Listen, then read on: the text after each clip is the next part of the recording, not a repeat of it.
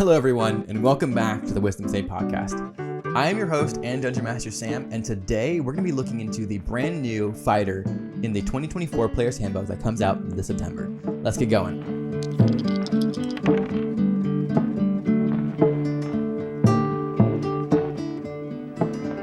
Alright, so the fighter is all brand new, and I hope before we even get started, if you guys haven't watched or listened to our video on the weapon mastery property features, go back, pause the video right now, go watch that one first, because that right there lays the foundation for every other class video we're gonna make from now on. So if we don't understand what's happening over there, you're not gonna understand what's happening in these classes. Because we'll touch on these, and I'm not gonna explain it all that much because there's just too much to cover. We have 30 minutes to get through all this. So please, if you haven't watched that video yet or listened to that podcast episode, please go back, listen to that one, then come back and watch this one. That would be not only helpful for me, but way more helpful for you so you can understand what we're even talking about. So, okay, with that, let's get started. So again, this is all from the post that Dungeons & Dragons posted on the D&D Beyond website. I'm taking information from that and the video that they posted on their YouTube channel. So if you need a refresher or you want to follow along, I will link to both those in the show notes, in the description, where you can follow along with the article as we read through it. And if you even need more clarification, their video is great. I recommend it. Go watch it. But let's go ahead and dive right in. So this is the 2024 fighter versus the 2014 fighter. What's new? Also written by Mike. I told you we'll be hearing a lot about Mike. Okay, so let's get going. The fighter remains an unbreakable bulwark of combat prowess in the 2024 Player's Handbook. With it, the ability to use Second Wind to do more than heal, weapon mastery to control the battlefield, and updated subclasses, the fighter is more of a master at arms than ever. And I love this. Just as a... we all know the level 1 human variant human fighter jokes. Like, that is the standard default. And you're kind of like, no, it's kind of basic. Like, this is going to make... I want to play a fighter now. I want to play a champion fighter because of all the changes that they've made. Let's keep going. In this article, we'll cover the key changes to the 2024 fighter you'll find in the 2024 fighter in the Player's Handbook. Sorry. If there's a feature we don't cover, such as extra attack, it remains unchanged or only some minor tweaks. Don't worry, your fighter can still attack 4 times per action at level 20. Great. All right, so let's... Wow, there's a lot here. Let's scroll. I'm going to scroll all the way down. If you're following along in the notes, I'm going past the chart because it's just a lot. We're going to go through it one by one. So let's just start with the 2024 Fighters class feature overview. Starting at level 1, you get a fighting style, obviously. So fighting style options have remained mostly the same, with a couple tweaks made to them streamlined and more effective. The most significant change is that the options from Tasha's Cauldron of Everything have been included, and all of these features now are considered feats with a prerequisite that requires the fighting style feature to be picked up. At level 1, you get to choose one of these feats as a part of the fighter's fighting style feature. Every time you gain a fighter level, you can swap out your choice in case you get tired of protecting your glass cannon wizard and want to swing a two-handed weapon instead. Okay, so this is great. I think, again, we talked about this in our very first episode in the overview. A lot of these changes are going to be quality of life. We have these awesome new features like weapon mastery, but a lot of these things are going to be quality of life. So they're basically, I've seen that they're taking things from Xanathar's, from Tasha's, and kind of bringing them into the fold under the banner of the Player's Handbook, which I think is great. Because before, the Player's Handbook was so limited into some of the options you get. And as a player who also doesn't have a lot of money to spend on other books, especially a new player, you can now just get all these great options right here. And so they've also made these fighting styles feats, which I think is really cool too. You have to have the prerequisite in your class feature, have to have the fighting style. But that means it allows you to take more fighting styles if you'd like to spend a feat on that. And we'll have to see how that plays out. Foregoing an ASI just so you can use blind fighting, I suppose. But we'll have to see. That'd be really interesting to see how that plays out. But I love this. I think it's great. Let's keep going. This is where it gets really juicy. Second Wind, first level. So we're still first level. Second Wind starts at 2 uses and increases as you level up. That's great. I love that. Each short rest, you regain 1 expended use of the feature. On a long rest, you regain all expended usage. So let's pause there. I think before it was once per short rest is what you basically got for your second wind. Once per short rest per day. That was it. Now you get 2 uses per day and they come back on a short rest. So if you have used 1, so you're up with 2 during the day, used 1 in the morning, short rest, you get your 2 back, which I think is great. And they've added more options to Second Wind than just heal. We're going to keep reading. Thanks to Tactical Mind and Tactical Shift, this resource has also been made effective even when you're not on the edge of death. That's great. Let's I'm going to call an audible here. Let's talk about Second Wind. Let's skip over some of these and let's go to Tactical Mind. So Tactical Mind you get at level 2. This is when you fail an ability check, you can expend to use a Second Wind to gain a 1d10 added to your roll. Plus your Second Wind usage isn't expended if you fail. Who said jocks can't be smart? Mike has a lot of humor, which I love. So basically, if you're in a social setting or an exploration setting and you have all these Second Winds and you start with 2, you get more as you level up. You get more Second Winds that come on short rests, right?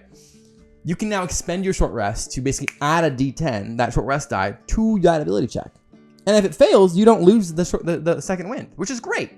Because that would feel really bad. I'm going to use my Second Wind. Oh, it fails. Oh, I've already used it. I'm done. No, you still get to keep that usage. I think is great. I love that. Let's go. We're going to skip to Tactical Shift. That's level 5. Again, we're still talking about Second Wind here. Tactical Shift, level 5, says, if your caster buddy is getting pummeled across the battlefield, but you can't risk an opportunity attack to get to them, all you need to do is use the Second Wind as a bonus action. And with Tactical Shift, using your Second Wind allows you to move up to half your speed as a part of a bonus action, and you don't provoke an opportunity attack. Once you're out of the foe's reach, you can use the rest of your movement to get where you need to go. This is great for repositioning, and it's funny that they keep picking on casters because, yeah, we're pretty squishy.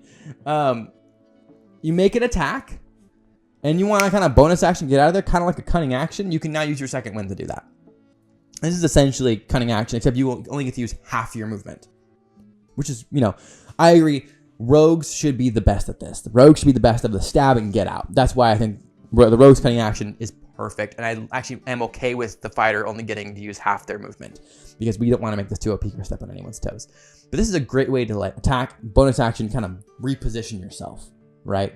And you compare that. If you pair this with any of the weapon masteries that you get, it's just going to be an amazing, beautiful symphony of combat prowess. Let's scroll back. So that's all Second Wind, and again, you get more uses of Second Wind as you level up. Weapon Mastery at level 1. Went back to level 1. Sorry for jumping around. Customize your kit with the new Weapon Mastery feature we talked about. Choose any weapon you'd like to access the Weapon Mastery. For example, the Great Sword, Flail, Javelin. One of your starting equipments you get access to. So basically, you get access to those weapons, and they mentioned the Great Sword, which has Glaze, the Flail, Sap, and the Javelin, Slow. So you basically can choose 3 of those Weapon Mastery properties from any of your 3 starting weapons that you get at level 1, which is great. And then there's more to this as we go on. So let's go up to, we'll come back to the fighter subclasses, but know that each subclass has been changed. Let's just go up to level 9, Indomitable. This feature now lives up to its name. I sure hope so. When you fail a saving throw, you can re-roll a bonus equal to your fighter level. You heard that right. By the time you get this feature, that will be a +9 to your rerolls, and eventually you'll be able to add 20 to your rolls. Now, if that won't help you avoid a Lich's Dominate monster, maybe you should have taken a 6 in wisdom. Dude, Mike out here roasting everybody. Don't take a 6 in wisdom. I have good perception, please. This is great because before Indomitable, basically they let you just kind of re-roll, which is fine. But if you use an expensive Indomitable, and you roll again, and it's meh, it still fails. It feels bad. This is now just a straight bonus to the roll, which I think is no, it's all right. It's a reroll with the bonus. I read that wrong. It's a reroll with the bonus. You get to reroll it, and you get to add that bonus, which is great. We already talked about No, we didn't talk about Tactical Master. Tactical Master level 9. Dial up your mastery over weapons. When you attack with a weapon you've chosen as part of your weapon mastery feature, you can swap out the mastery properties for push, sap, or slow. Let's pause there. So if I have a great sword, I'm swinging with a great sword, and the great sword has the cleave property, right, or the graze property. I think it's graze. The graze property, and I want to instead push someone away. I can now swap out that mastery property and use another one. So you basically have 3 of these kind of almost always prepared. Again, I'm thinking kind of like in the spell verbiage. Always have push, sap, and slow always prepared. That's amazing. No matter what weapon you're using. I'm thinking if you have like a longbow and you use push, sap, or slow, it gives so many cool narrative roleplay opportunities in combat, right? Because we talk about combat, and we'll talk about this later in another video, but combat is roleplay, guys. Just because you're not in active dialogue with another character does not mean you're roleplaying. It doesn't mean you're not roleplaying. You are always roleplaying, even when you're in combat. That's why I always ask my players to describe what they do, and we try to make combat meaningful, both narratively and mechanically. So anyway, let's go on. I love this new tactical master where you can swap out weapon mastery properties on the fly. That just makes the fighter so adaptable to the situation at hand, which I think is fantastic. And then they cover push. Swapping out mastery properties on the move is an incredible way for your versatility and will allow you to capitalize on strategic decisions. If you're standing on the edge of a cliff, this will let you swap out your great sword's potential graze for much more devastating push off said cliff, and adding more strategy than ever to the fighter's arsenal. I love this. This is so great. Okay, studied attacks at level 13. This is great, guys. We've had so many awesome new features, and we're just at level 13. This is fantastic. We all hate whiffing on attacks, but this new ability does a lot to make sure that you're at least not whiffing twice in a row. If you make an attack against a creature and you miss, you get advantage on your next weapon attack against the same creature until the end of your next turn. This is busted.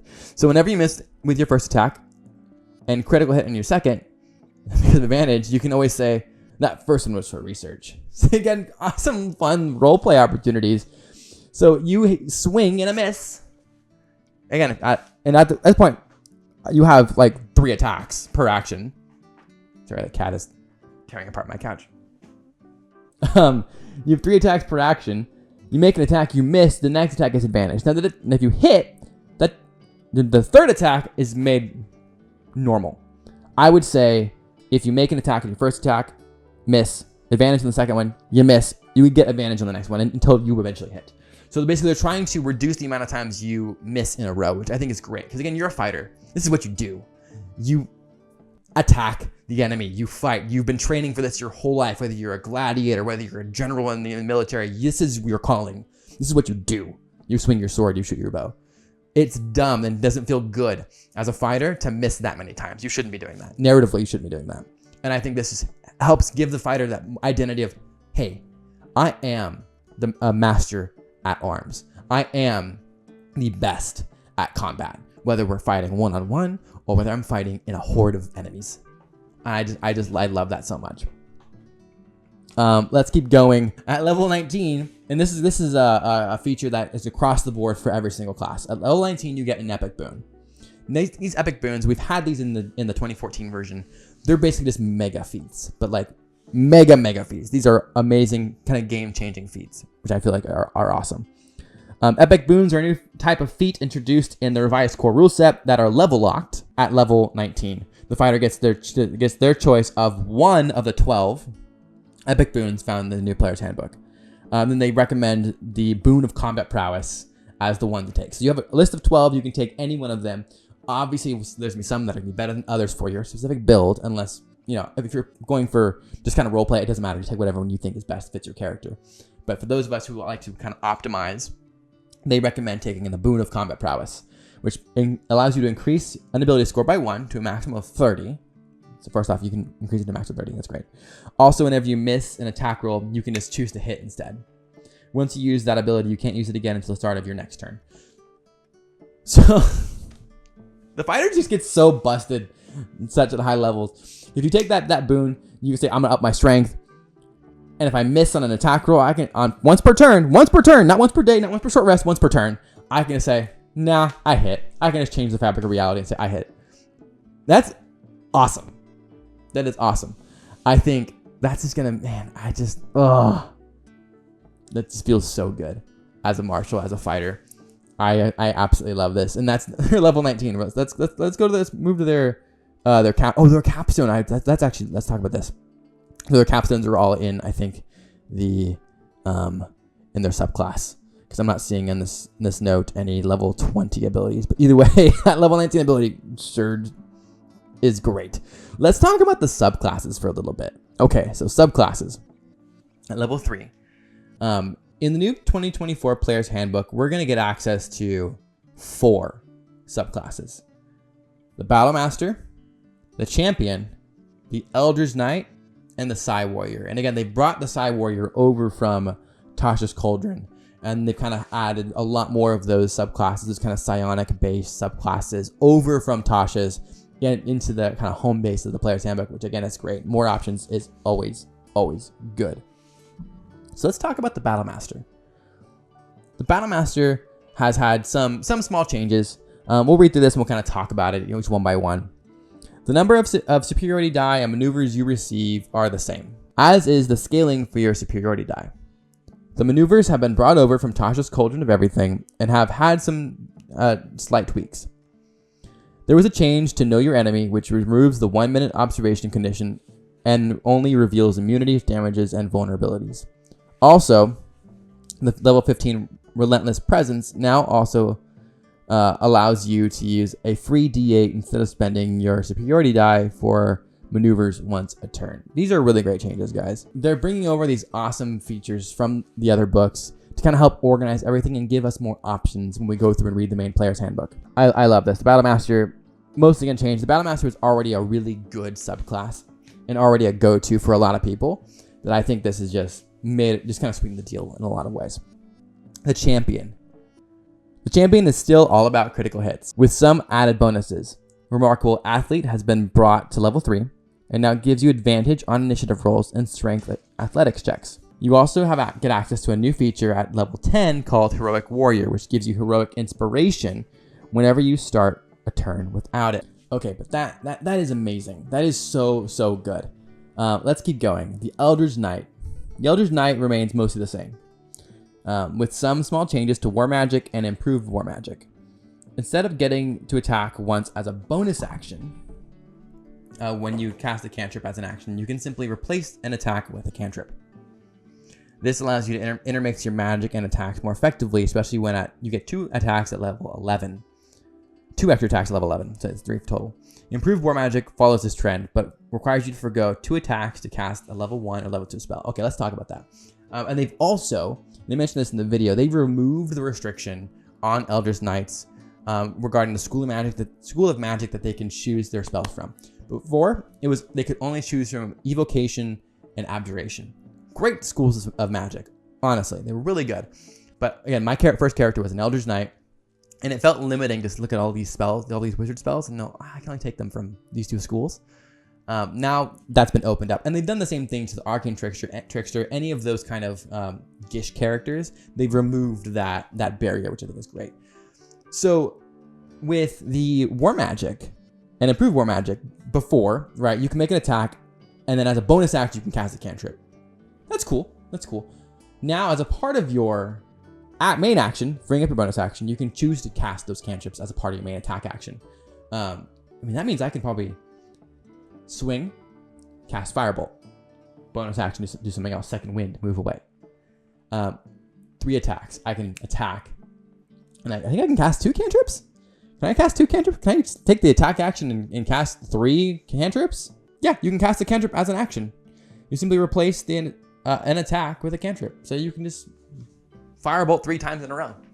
Now, that's probably not going to be as effective as swinging with your sword, especially with the new weapon mastery properties, but that's still really, really good. And I'm thinking of like Booming Blade, right? Which allows you to make an attack and impose a status on them, or Green Flame Blade. It's going to make these spells so much better. Freeing up your bonus action for healing or tactical shift or tactical, whatever, any use of your Second Wind to kind of just make combat yours, which I love. And they've done the same thing with improved War Magic, but you have to forgo 2 attacks and you can cast a leveled spell. A leveled spell. First or second level. Now, what'll be interesting is that if I get 4 attacks at level 20, by the time level 20, that means I can cast 2 first level or 2 second level spells in a single action. I don't know. These are the questions that we're going to have to ask them, and they're going to have to clarify. At my table, if I read this as written here in the post, that makes sense. Right? You're not taking the magic action, which is what they're now calling the spell action. You're not taking the magic action. I'm taking the attack action. It means to get 4 attacks. And the rules say I can forego 2 of these attacks and cast a spell of first or second level. That's amazing. I think it's going to add some real versatility to the Eldritch Knight, because before, especially with all these Gish characters, there's been some tension between, well, I can use my action to cast a spell, or I can use my action to attack 4 times. Attacking more times is going to be better than casting these spells. I mean, it will be interesting to see now that, and I'll have to look at the table, and we'll do a deep dive into the Eldritch Knight when it comes time. But does that mean the Eldritch Knight can take like haste as a 3rd level spell? If it can cast haste and concentrate on it, oh my gosh, that's huge. Cast haste on yourself, concentrate it. That's an extra attack and movement. That's awesome. And then you couple that with any kind of booming blade, green flame blade, because then you can. Oh well, no, because you have to use your action to cast that as a 3rd level spell. Either way, though, you have these huge options as a fighter, as an Eldritch Knight, to really weave this magic in and out. And I love this because I think, again, like I said, Gish characters have been really hard to play. And it looks like they're trying to help us past that, which I think is amazing. Next is the Psi Warrior and Tasha's from Tasha's Cauldron and everything. They say it's mostly unchanged. Now, we'll have to wait and see because we don't have the document in front of us on how it's different from the 2014 version from Tasha's Cauldron and everything. But I am really excited, guys, about this new fighter. Honestly, every single time they've released a video, I go, ooh, I want to play that. I want to play that. I want to play that. Like, even the subclasses, like, I'd love to play an Eldritch Knight again. I want to play a Battlemaster again. I want to play a champion. I also want to play a great old one Warlock again. Like, there's so many. I want to play every single class, guys. It's so much fun. But yeah, guys, that's all we have today for our episode on the fighter. What do you guys think? Do you think these changes are good? Let us know. Leave us a comment. I'll be over on Instagram, TikTok, and YouTube Shorts and talking about these things more as the conversation goes. So the conversation doesn't end here, guys. Go over there, interact with our content, and we will have the dialogue on these topics as questions come up. So anyway, guys, if you guys found any value at all from this podcast, please leave us a like, review, comment, do all the things. You guys know what to do. It really helps us on our videos kind of push through the algorithm and just get this information out to as many people as possible, guys. We purposefully make these podcasts short. Most podcasts are an hour, 2 hours long. I know I don't personally have the time to listen to a 2-hour podcast. I have a full-time job. I do this. I have 2 kids. Like it's a lot. So it's really nice and easy when I can find a good podcast that just pop in my ears and it's 30 minutes and it's super quick. That's perfect for your commute. So get this out to the person that you know loves short podcasts, but also loves Dungeons and Dragons and doesn't have time to sit on a 2-3 hour podcast like I do. And if you do, please tell me how you do that, because I would love to listen to these other ones and find the time. But anyway, guys, again, that's all for today. I hope you guys have a great day. We'll catch you guys all next week.